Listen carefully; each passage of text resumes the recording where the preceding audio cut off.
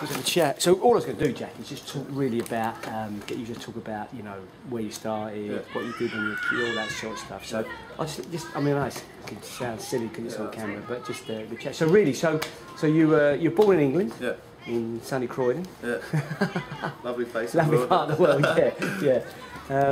And what's your sort of first sort of memory of football? How do you get in? Obviously, I played with your dad, so I guess then you come along and watch games and got involved in football through your dad. Yeah, obviously I used to come. Yeah, Dad used to bring me to all the games and that with you lot.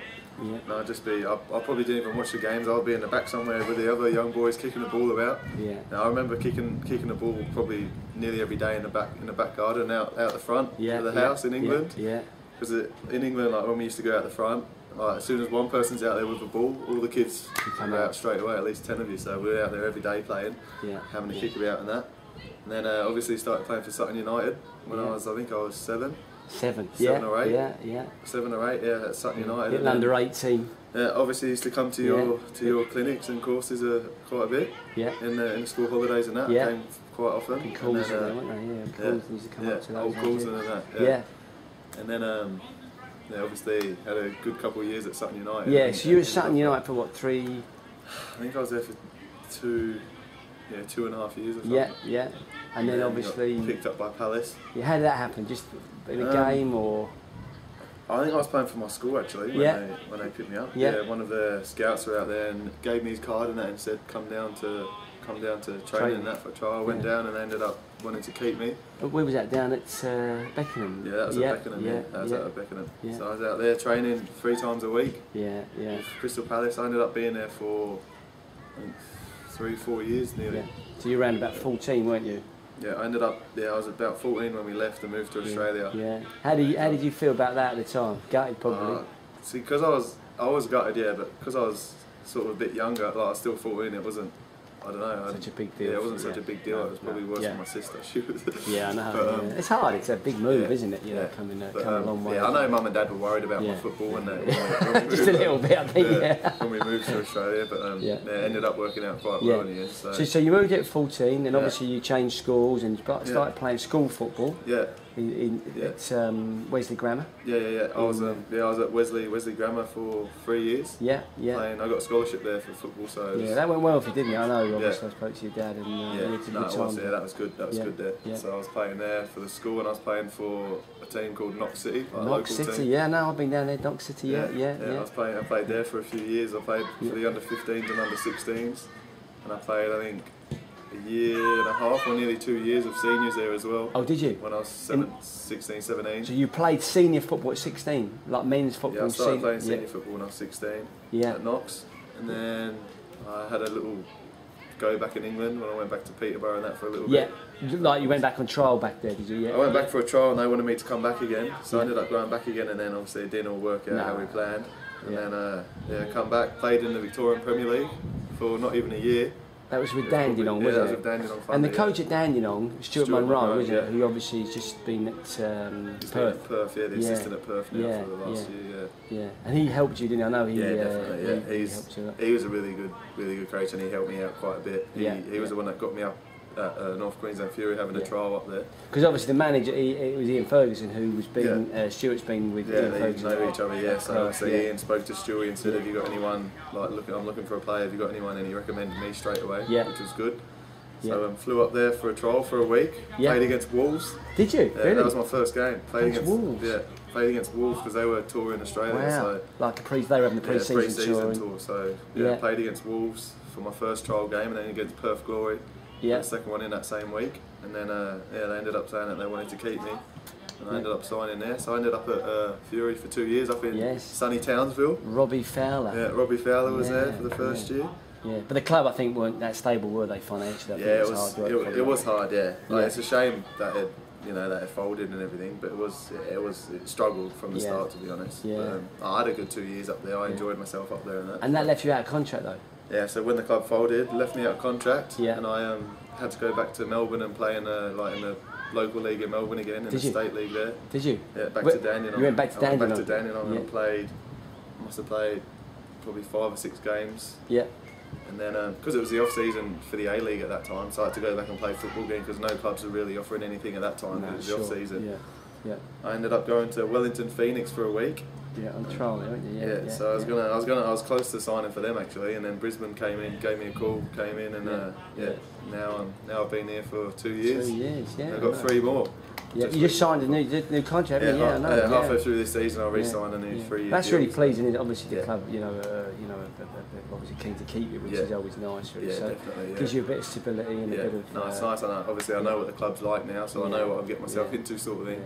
Well, I think, I've seen for the last couple of years since I've been here, and Brisbane have been consistently the best footballing team for that period of time. Actually, I know it doesn't always win games, being the best footballing team in games, but they are a pleasure to watch. And I know it kind of suited your style as well. With the fullbacks pushing on and what have you. So that's good. And really, this season it's worked. I know last year you were sort of in and out a little bit. But this year I've played quite a bit more regularly than I did last year. Yeah. So I'm definitely enjoying myself. Got the final starting this weekend. And that's that's great, isn't it? I know that you started to come into form a little bit now. Not you personally, but the club as a whole have all started to come into a bit of form. Yeah, definitely. And I've seen you play a couple of times, and I think your game's moving forward definitely. And then it will do. You're a young man and you're moving forward, so that's good. Really.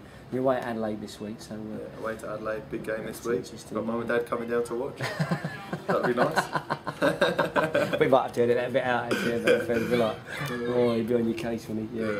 No, it's good, mate. To be fair, it's good. And then just talk about training at Brisbane. I know you've told me that it's all very much about working with the ball, isn't it? There, Yeah, everything we do is with the ball. Even when we do like the harder conditioning sessions, it's still heavily involves the ball. We never do any running sort of without it. And because your whole game at Brisbane's possession based, and every time I watch you play, I would imagine there's. I don't think I've seen a game where you haven't had the bigger possession percentage in the side. So obviously working with the ball. And I think that's something that people misunderstand. That you can talk about tactics, but if you don't have the ball, then it's very difficult to score goals. Really. That's the truth of it. It's not impossible, but it's very difficult. But again, to be able to maintain possession. You've got to be technically very adept, and have a good understanding of the game, really, to be able to do that. Really. So, the way we play is very technical. Yeah.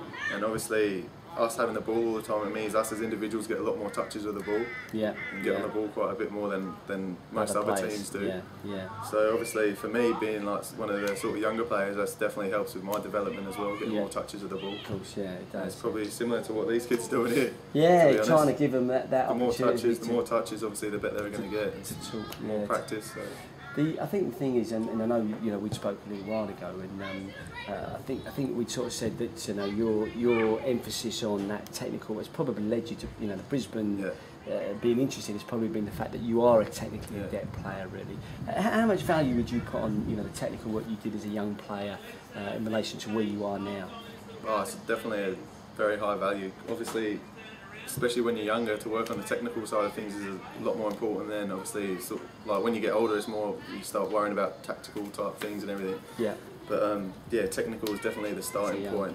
The starting point. And if you don't have the technical ability, then it's going to be hard to. I spoke with Alan Pardew at Newcastle, and Alan said the same thing. That when he comes down to signing players, 9 times out of 10, he hopes it's the one that has the technical ability. Because people are physically different, but the way clubs are structured now, they can educate players, diet, nutrition, gym work, that strength and conditioning. And what you can't do is give people that technique, that touch and feel, that confidence on the ball once they get past a certain age.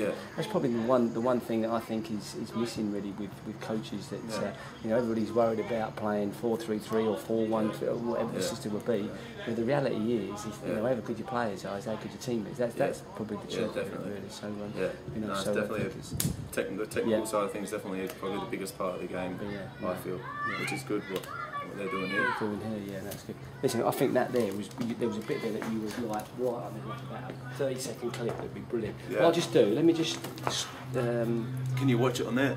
Yeah, no, it's fine. I know it's fine because we can watch it back. I'm just going to open it back out a little bit and just leave you and me maybe just chatting away, so it just looks like we're having a chat with the kids and that sort of stuff. So it's good. So what are you doing now?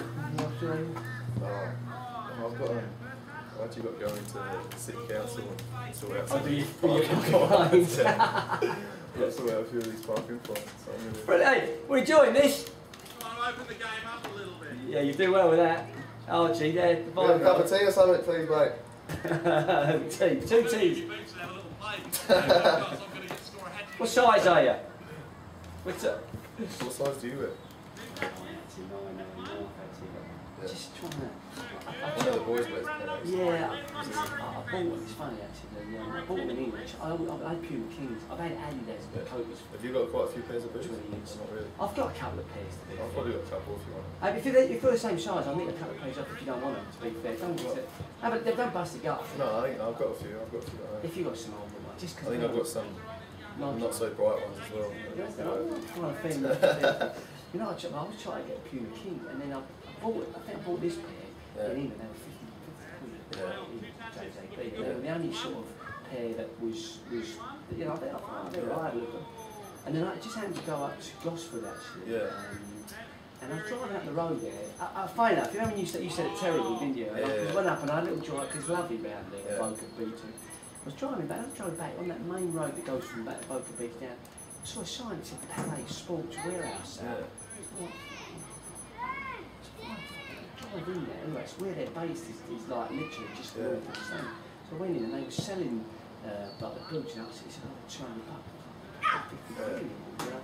He goes, but he goes, listen, if you buy a boot like that, he said, and they had all their like products. He said, we'll give you like $200 for the boots. But he said, you can take like $200 worth of gear. Fucking jackets and charts and track. Oh, and it's nice gear actually. It's quite nice stuff actually. I don't know. It's a big brand, is it? It's just started. Like, you start seeing a few more people. Yeah, they're not bad. But that Brazilian boy wears them. They've got quite a good range of stuff. Like they're alright. The lightweight ones. You've got blades on yours, haven't you? I quite like the pink. That's like the Cobras. And they're just a little bit better for me sometimes working for when I watch it. Especially out here with the ground so hard and that. 2 pairs, but I've never worn.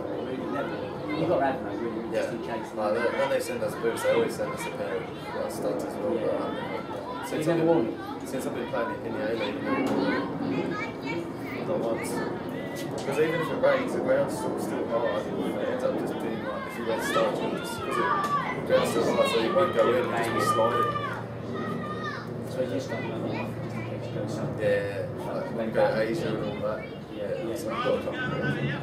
So I never wear them. So you never get the studs on either. They're different fields, well studs, you know, they are different fields. The only one that wears studs, I think, is keepers sometimes. Do they? Yeah. Brilliant. I'll tell you what, that's good. I'll edit that up actually. I've just got a new website, so what I'm trying to do is put everything a little bit more